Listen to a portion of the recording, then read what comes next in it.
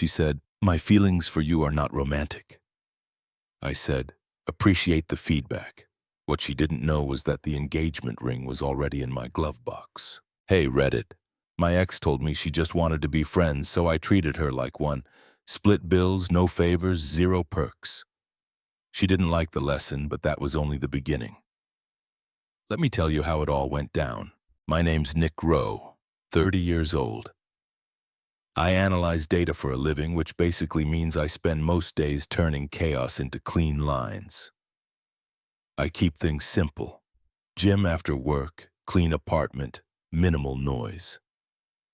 My girlfriend, ex, technically was Maya, 28. She worked in social media marketing, lived online, and needed the world to clap for her every breath. We'd been together 2 years. She filled space. I kept it organized. Somehow it worked.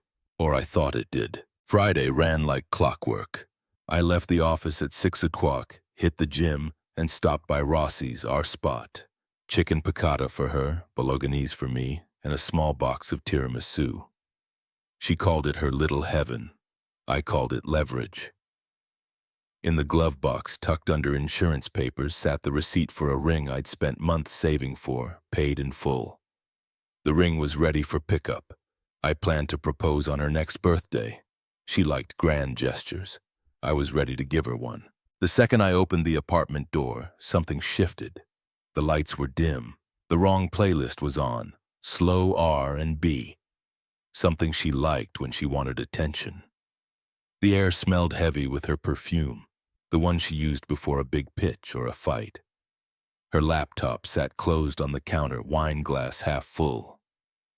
My gut knew this wasn't dinner. She sat at the table like she'd been practicing. Chin up, hands clasped, fake calm. "Nick," she started, "I've been thinking a lot lately." "That's dangerous," I said, setting the takeout on the counter. She inhaled through her nose, rehearsed and tight. "I need to be honest. This is nice. I love what you do for me. Not you." The words hung for a second. She waited for an explosion. None came. I opened the bag, pulled out the containers, and laid them neatly on the table. "You want your pasta before it gets cold?" Her forehead creased. "You're not even going to, Nick. I'm trying to talk about us." "I heard you." I handed her the plastic fork. "Piccata, extra lemon like always." She blinked fast, trying to stay in control. "That's it? You're just serving dinner?" Seems like the least emotional option. I sat down unbothered. The bolognese smelled perfect. I took a bite. "You wanted honesty, you gave it. I'm processing." That was the trigger. She pushed the chair back hard.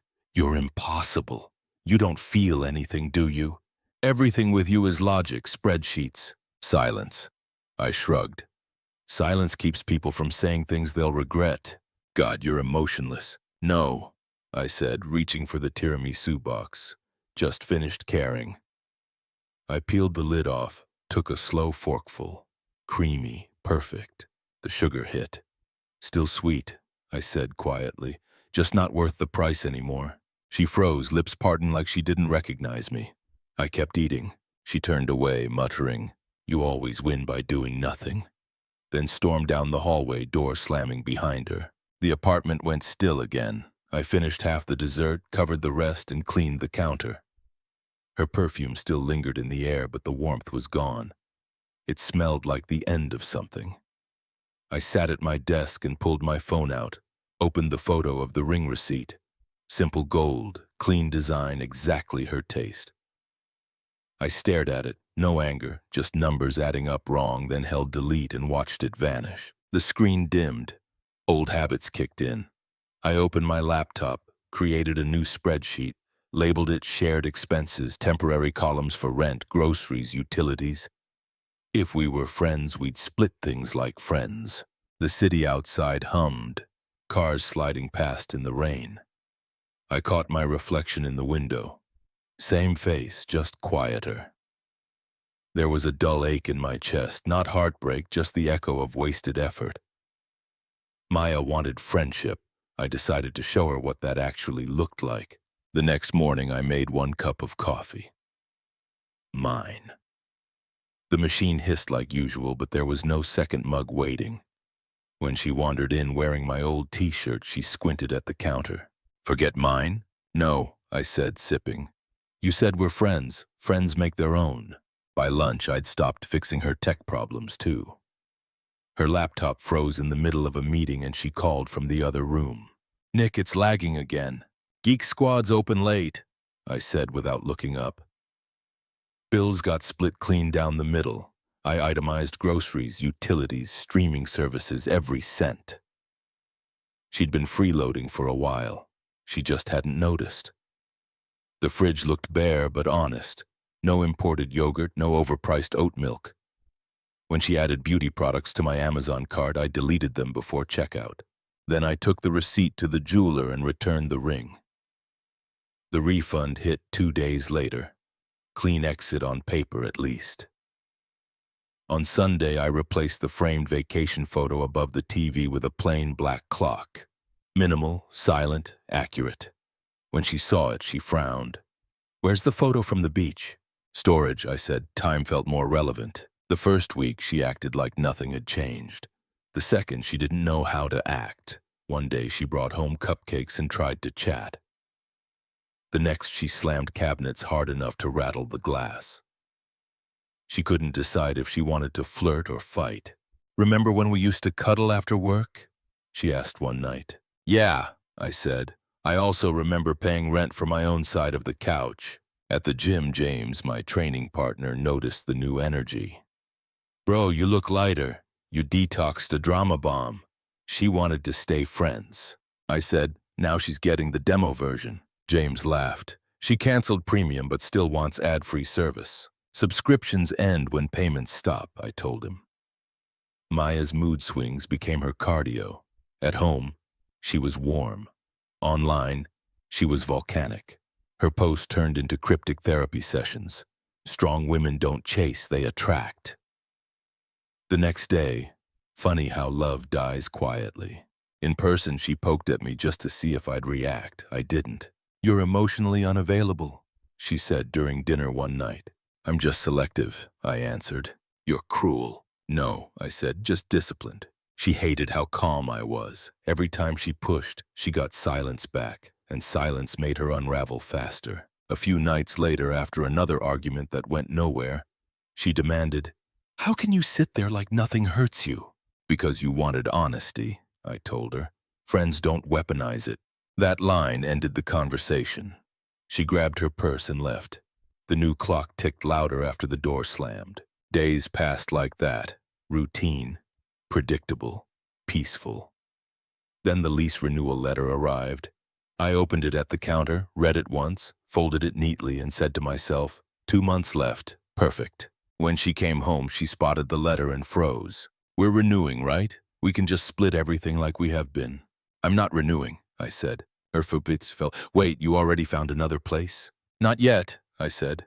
"But I'm looking for peace, not square footage." She tried another angle. "We don't have to make it weird. We can stay friends." "I am staying friendly," I said. "That's why I'm leaving before I stopped being civil." The next week, her tone changed again. She was sweet, soft, calculated. She knocked on my office door while I was working. "Hey," she said, leaning on the frame. "My sister's birthday dinner is next weekend. Big thing, family, photos, the usual. Can you come just for appearances?" "Appearances of what?" I asked. "Of us being civil," she said quickly. "My mom keeps asking about you. It'll be awkward if you're not there." I stared at her for a beat. She was trying to hold on to the story, not the man. "Fine," I said. "One night, no drama." That Saturday, I drove. She played her playlist, loud, bubbly, full of songs about empowerment. I turned it down halfway through. She looked amazing, of course. She always did when she needed approval. Her family greeted me like I still belonged. Her dad clapped my shoulder. Her mom hugged me. Her sister squealed. Maya smiled too wide and called me babe twice before correcting herself. We ate, laughed, pretended. Between courses, she leaned close and whispered, "See, we still work together." I smiled without warmth. As a cover story, sure. Her eyes flashed. She spent the next hour pretending to be entertained while stabbing her salad like it owed her money. Her sister eventually asked, "You two okay?" Maya laughed too loudly. Of course, we're just modern. I raised my glass. To your sister, I said, may her year be clearer than ours. Maya's fork froze midair. Her family laughed politely, unaware. I excused myself before dessert.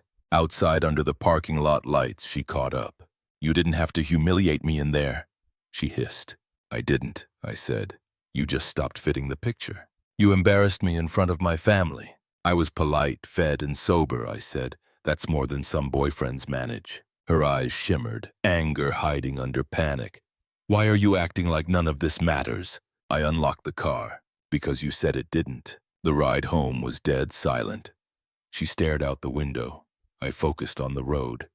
The tension in the car felt cleaner than the noise that came before it. When we pulled into the garage, she got out first and disappeared upstairs. I stayed behind, hands resting on the steering wheel, letting the quiet settle. The passenger seat still smelled like her perfume. Sweet, heavy, artificial. I smiled once, short, sharp, then went upstairs, opened my spreadsheet, and added a new line. Move-out date confirmed. By the end of the month, the apartment looked like a storage unit waiting for judgment. Boxes lined the wall, labels written in my clean block handwriting. The new lease deadline was up. I hadn't signed. Maya waited until I was packing the kitchen to start. You're abandoning me, she said, arms crossed in one of my old shirts she'd refused to give back. I didn't look up. You walked first, she scoffed, stepping closer. Don't twist this. You're overreacting. We said we'd stay friends. I closed the box and taped it shut. Friends don't pay rent together.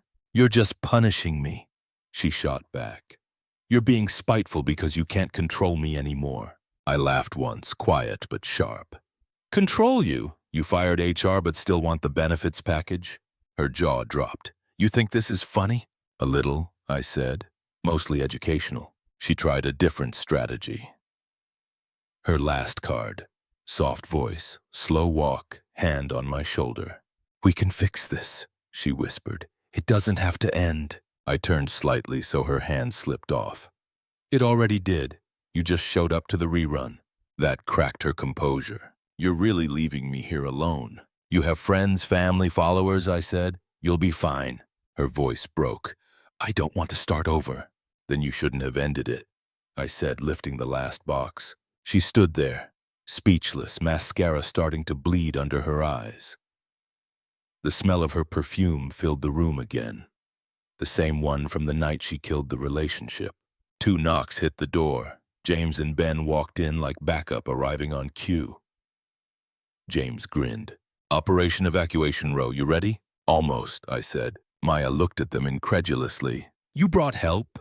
Ben shrugged. He pays us in beer. We moved fast. James carried boxes. Ben handled the heavier stuff. Maya hovered, muttering under her breath about how cold and performative I was being. At one point she snapped, You're acting like I'm a stranger. I looked at her flatly. Strangers are polite. When the last box was in the elevator, she broke down completely. Tears, shaking voice, apology after apology tangled with insults. You're throwing away everything. I wanted honesty, I told her. I'm just living in it. The elevator doors slid shut between us. I didn't move, just listened to the metal hum as it dropped. Outside, the air was cold and clean. We loaded the boxes into my car, Ben's truck and James's SUV. Maya stood at the window above, watching, her face blurred against the reflection of city lights. Man, James said, sliding a box in. She looks like she just realized you weren't bluffing. I wasn't, I said. Ben checked his watch. You hungry? You look like a guy who just deleted 2 years off his hard drive. Starving, I said. We drove off. Halfway down the highway, I connected my phone to the car stereo. Her name still sat near the top of my contact list. I scrolled, hesitated for a second, then hit delete contact. The next song started right as the dashboard clock flipped to 12 o'clock a.m. Fresh day, clean slate. James whistled. Midnight reset, huh? You dramatic bastard. Timing's everything, I said. We ended up at a bar downtown. Old brick, dim lights, decent bourbon. The kind of place where the music was low and the bartender minded his own business. We took a booth in the corner surrounded by the smell of whiskey and fried food. "To the escape," James said, raising his glass. "To moving out before the fire starts," Ben added. I lifted mine. To staying out, the first round hit easy. By the second, James was in full storyteller mode, reenacting my conversation with Maya in bad theater voice. "You're abandoning me," he mimicked. "No, you abandoned yourself, woman." He slammed the table like it was gospel. The nearby table laughed. Ben shook his head, grinning. "He's not wrong, though. She just didn't think you'd follow through," James said. "Most people don't expect consequences," I said. They laughed. I didn't need to. It felt good just listening. The night blurred into good noise. Banter, old stories, no pity. Every joke landed lighter. Every drink burned less. Around 1 o'clock in the morning, James started flirting with the bartender. Ben ordered food like a man possessed. I leaned back, watching the neon reflection ripple across my glass. The quiet felt earned. For the first time in months, there was no tension, no performance. Just the hum of the bar and two solid friends keeping things simple. At closing time, we walked out into the cold air, pockets buzzing from tabs we'd already closed. James clapped me on the shoulder. "You good, man?" "Better than I should be," I said. Ben tossed his keys. "You're a free agent now. Careful. Peace is addictive." They peeled off to their cars, and I stood there for a moment looking down the empty street. My boxes were stacked neatly in the back of my car, parked at the building. They could wait. A rideshare idled at the curb. I slid in. The dashboard clock read 12:47 a.m., still the same night, already a different life. The new condo was small, quiet, and spotless. Everything the last place wasn't. I kept it that way. One couch, one table, no clutter. The kind of space that didn't argue back. The hum of the fridge was the loudest thing in the room, and I liked it that way. Work came easy again. I stayed late by choice. Dr. Avery, my senior project lead, started noticing. She was sharp, gray hair, calm voice, and a way of seeing through people like glass. "You've been sharper lately," she said one afternoon, leaning over my desk. "Free time helps," I replied. "Break up?" I smirked. "Promotion and emotional maturity." She chuckled. "Good, keep it up. I've got a major account coming in. I want you leading it." That was all I needed. Purpose, direction, something measurable. Outside of work, things stayed clean too. I hit the gym, ate right, and didn't answer calls I didn't want. It was structure without noise, until the noise tried finding me again. Maya started testing boundaries like she was checking for cracks. It began with a random, "Hope you're doing okay" text at midnight, then a photo of her dinner with the caption, "Miss my food critic." I ignored them. She escalated to social media. Old couple photos reposted with nostalgic captions. I blocked her everywhere. Email was the only lane I left open. Documentation, not conversation. The next day, James noticed. "You finally blocked her?" "Yeah," he grinned. "Blocking self-care for men. It's a spa day for the brain." "You sound healed," I said. "That means it's time to rejoin society." "I'm good right here." "Nope," he said. "Charity dinner this Friday. Work's sponsoring it. You're coming." "I don't do small talk." "Perfect," he said. "Neither do the free drinks." By Friday night, I was standing next to him in a hall full of people pretending to care about silent auctions. The place smelled like wine and money. I could survive an hour, maybe two. Then I saw her. She was at the catering table arranging desserts like an artist laying down paint. Dark hair pulled back, sleeves rolled, focus sharp. Laia Moreno, 27, pastry chef. Name stitched in cursive on her apron. Butter and Bloom. James nudged me. "Chef looks serious." "I respect people who measure things," I said. When I went up for coffee, she noticed me watching her set the table with impossible precision. "You look like you alphabetize your socks," she said without looking up. "Keeps chaos from thinking it's welcome," I replied. That earned a small smile. She slid a plate toward me. "Red velvet, perfectly layered. Try this. I want to see if your face moves." "Depends on the rating," I said, taking a fork. The first bite hit perfectly balanced. Espresso cream, not too sweet. My jaw flexed once. "Well?" she asked. "Finally worth the price," I said. Her grin widened. "High praise from the human spreadsheet. You don't even know my name." "I don't have to. You fold your napkin before you sit down. That's data enough." We talked while she prepped the next tray. She told me she'd started her bakery with borrowed money and too much caffeine. I told her I used to design data models for people who didn't understand them. She laughed easily, but it wasn't forced. She didn't ask about the past, didn't fill silence just to prove she could. By the end of the night, I found myself helping her carry boxes to her van. James gave me a look across the parking lot, half smirk, half told you so. Laya wiped her hands on a towel. "You didn't have to help." "I wanted to," I said. Felt like the efficient choice. She tilted her head. "You talk like a man who lives by spreadsheets. Only when they balance." Before she left, she handed me a small box tied with string. "For later." "What is it?" "Guess." When I got home, I opened it. A single slice of carrot cake sat inside, identical to the one from the dinner. I grabbed a fork, took a bite, and leaned against the counter. Perfect, clean, measured. I caught myself smiling, real quiet, unplanned. The kind of smile you don't perform for anyone. For the first time in a long while, the silence didn't feel empty. It felt earned. It started quiet, just small digital tremors before the quake. Maya's name began appearing on my notifications again. Fake accounts liking old photos, tagged memories resurfacing from years ago. The first message came through email, full of self-pity. "I miss what we had. I realize now how much you cared for me." I didn't reply. The next week, she posted a carousel of selfies with some finance bro captioned, "Moving on feels good."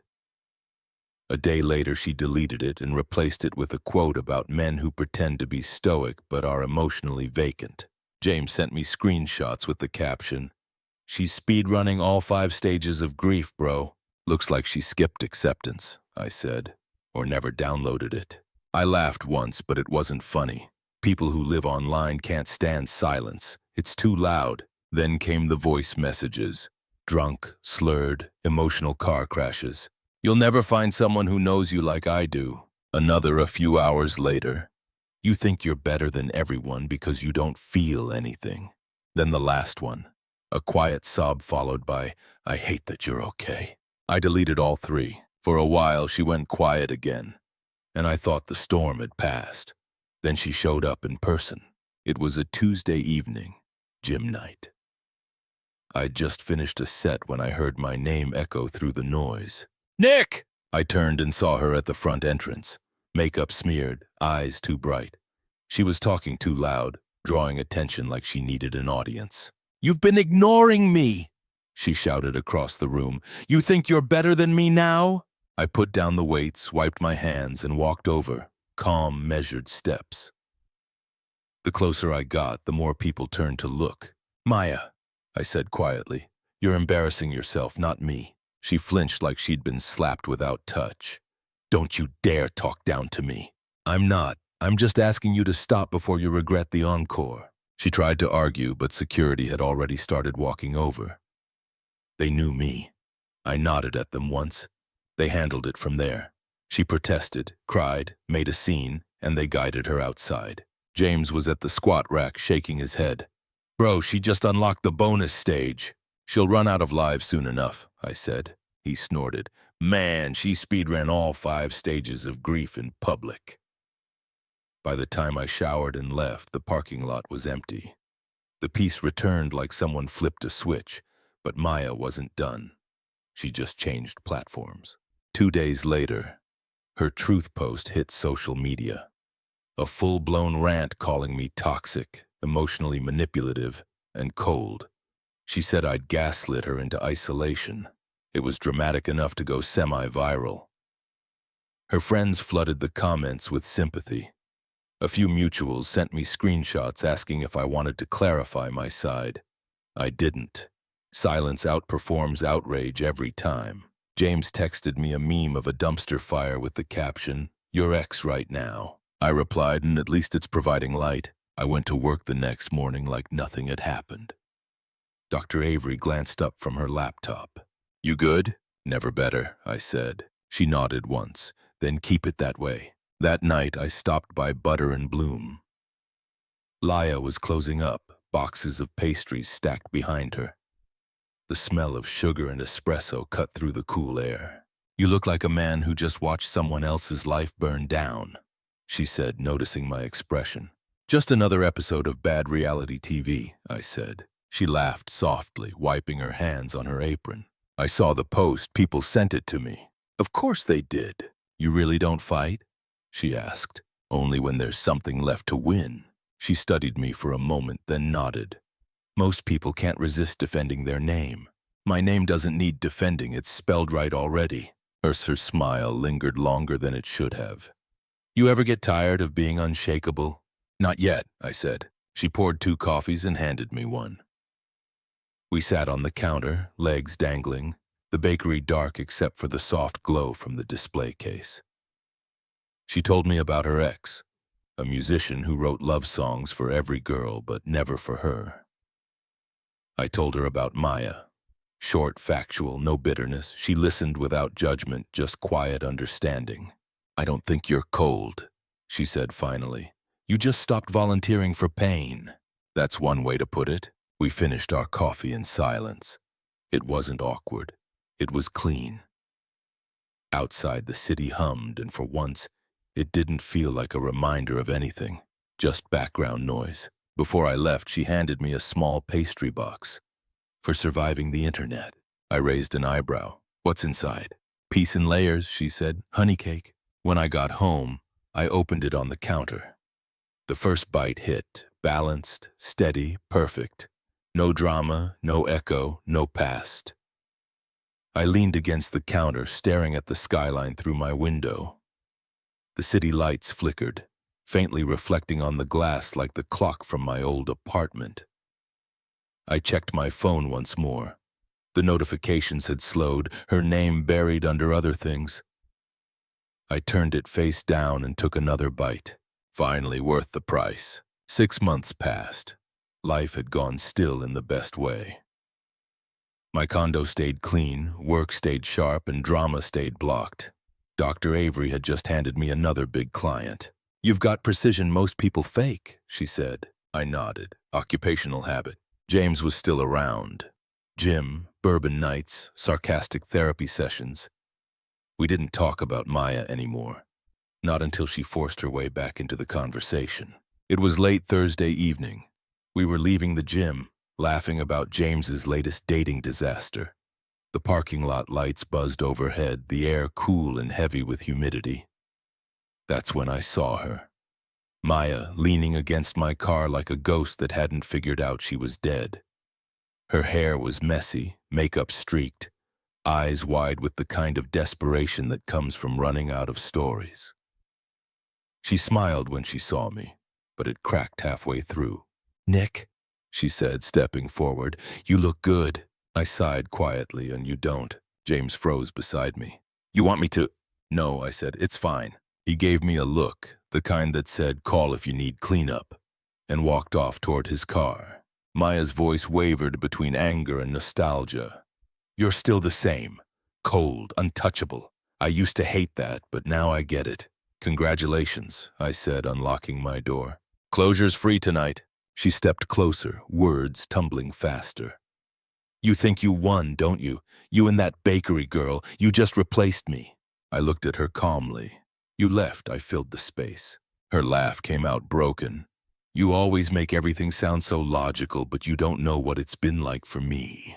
I leaned against the car, arms crossed, then enlightened me. She took a shaky breath. "I found it. The ring receipt before I ended things. I saw how much you spent, how serious you were. I panicked. I didn't want to be trapped." "Trapped," I repeated. "I wasn't ready for that kind of commitment," she said. "But when I realized you were actually gone, I understood. I didn't want to lose it all. I just wanted control." I nodded once. You wanted the perks of devotion without the cost of reciprocity. Her eyes filled with tears. Don't talk to me like a business deal. Then stop acting like one. She wiped her face, smearing the makeup further. I messed up, okay? But I've changed. I'm ready now. I'm ready to be the woman you wanted. Good for you, I said. The next guy will appreciate that. Her jaw tightened. Don't do that. Don't act like I don't matter to you. You loved me. I did, I said. You didn't. She stepped closer. Close enough for the perfume to hit.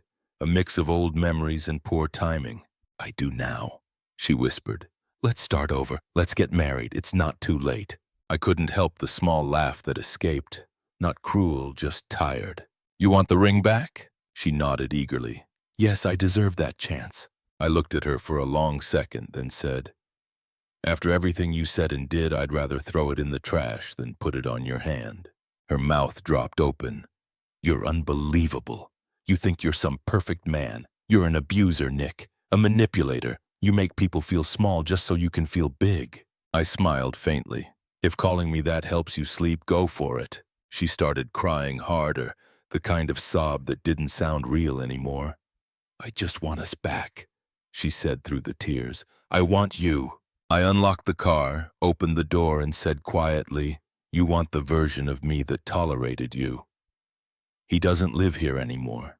Her hand grabbed my arm. Don't walk away from me again. I turned my head slightly. Last time you asked for honesty, I gave it. This is the sequel. I got in and closed the door. She banged on the window once, yelling something that faded behind the glass. I didn't look at her again. I put the car in gear and pulled out of the lot, leaving her standing under the buzzing light, small and angry against the dark. Halfway home, James called. You good? Yeah, she tried the tears. She tried everything. He exhaled. You're finally free, man. She just doesn't know it yet. Yeah, I said, staring at the road ahead. She'll figure it out when silence answers louder than words. The rest of the drive was quiet. No music, no thoughts loud enough to bother me. Just the hum of the tires and the faint glow of the dashboard clock flipping to 12 o'clock a.m. By the time I parked, the tension had drained completely. No anger, nostalgia, just that clean stillness that comes after you stop explaining yourself to people who only hear what they want. I walked into my condo, dropped my keys on the counter, and looked out over the city. The lights blinked back in silence. When the condo lease came up, I sublet it and moved into the loft above Butter and Bloom. Fewer walls, less noise. A year later, peace had texture. It sounded like early mornings above Butter and Bloom, smelled like espresso and sugar, and looked like sunlight cutting across clean counters. I woke before the city did, brewed coffee, and unlocked the downstairs door while Leah prepped her pastry station. Deliveries late again? She said, tying her apron. I'll call them, I said, already checking the invoice. She grinned. You move like you're timing a rocket launch. Keeps chaos from thinking it's welcome. By 6 o'clock a.m., the place was alive. Customers stacking in line, bells jingling, ovens humming. I fixed the register when it glitched, handled a supplier call, and even boxed orders when her assistant was late. She managed the chaos. I eliminated it. When the rush died down, she leaned against the counter, cheeks flushed from the heat. You know, for someone who claims to hate small talk, you're great at customer service. I just don't talk small, I said. She laughed, sliding me a pastry. The black clock from my old apartment ticked above the register, steady and familiar. A reminder that time spent right never felt wasted. That evening, while cleaning up, my phone buzzed on the counter. The sender's name froze me for half a second. Maya. The subject line read, Closure. The email was long, messy, and typical. Half apology, half bait. I just want to meet once, talk things through, maybe coffee. Leah walked over, drying her hands. You going to answer? I opened the message, scrolled once, and pressed delete. Old business, I said, bad accounting. Her mouth twitched into a smile. You really are allergic to chaos. No, I said, I just stopped investing in volatility. That was it. Nostalgia, no temptation, just deletion. The peace stayed put. 2 weeks later, after another long day, Leah was complaining about her flour supplier while I set the table for dinner. He shorted me again, she said. Said his driver miscounted. Sounds like creative math, I said. She kept talking mid-rant while I slid a small ring box across the counter. She froze. That's your pitch? Short, high-yield investment. She opened it, stared, and let out a breath that was half laugh, half shock. You're serious? I don't propose theories. A different ring, different math, same certainty. She looked down at the ring again, then at me. You're supposed to say something romantic. That was romantic, I said. Her laugh broke the quiet. Yes, obviously. When she said yes, it wasn't teary or dramatic, just calm, certain, like she'd already decided long before I asked. We toasted with leftover champagne from a catering job. Finally found something worth the risk, I said. 2 weeks before the wedding, trouble knocked. Literally. A man in a city inspector badge stood in the doorway with a clipboard. Routine permit audit, he said. Laya nearly dropped her whisk. What audit? We renewed everything, new code changes. The man replied, you might need to refile. Could take a few weeks. Her face drained. A few weeks? We can't close before the wedding. I stepped forward, calm as ever. Give me the forms. By noon, we had the filings in and a temporary operating permit taped to the door. Final sign-off was scheduled for the following Tuesday. Laya leaned against the counter, watching me finish the last email. You talk to bureaucrats like you're threatening to audit them. Numbers listen when people don't. She shook her head, smiling. You saved the shop. Just optimized it, I said. That night, we ate takeout on the floor and laughed until she fell asleep against my shoulder. Peace wasn't boring. It was maintenance done right.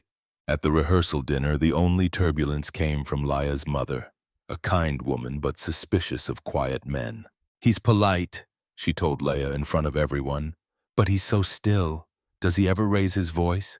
Laya smirked. Only when the coffee machine breaks. Later, I stood to give a short thank you toast. I don't say much, I began, but Laya says enough for both of us. She's the reason I stopped looking backward. The room laughed, even her mother. By dessert, she was hugging me and calling me son. Efficient diplomacy. The wedding day came simple and perfect.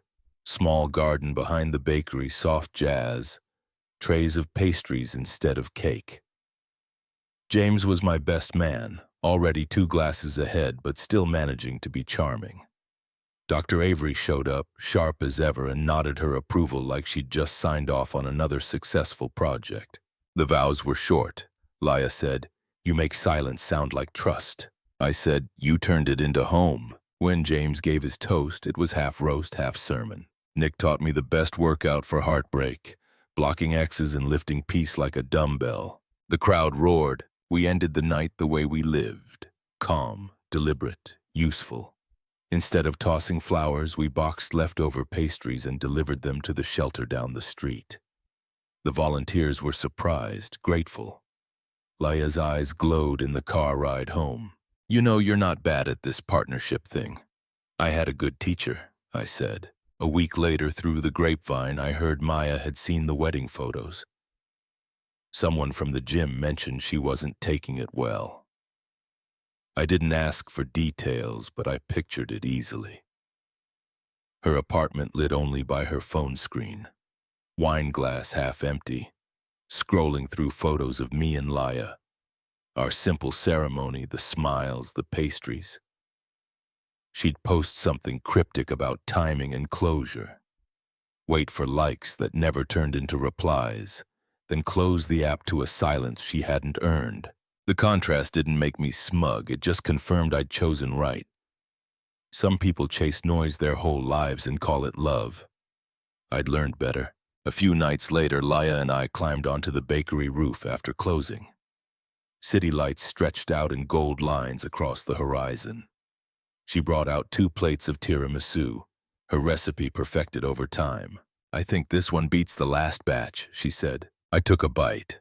Slow, still sweet, worth the price every time. Below us, the bakery lights glowed warm through the windows. Inside, the black clock ticked. Steady, exact, unbothered. Laya leaned against me. Quiet. The air smelled like sugar and peace. I looked out over the city that used to remind me of loss and realized it finally meant something else. Feels good, she said softly.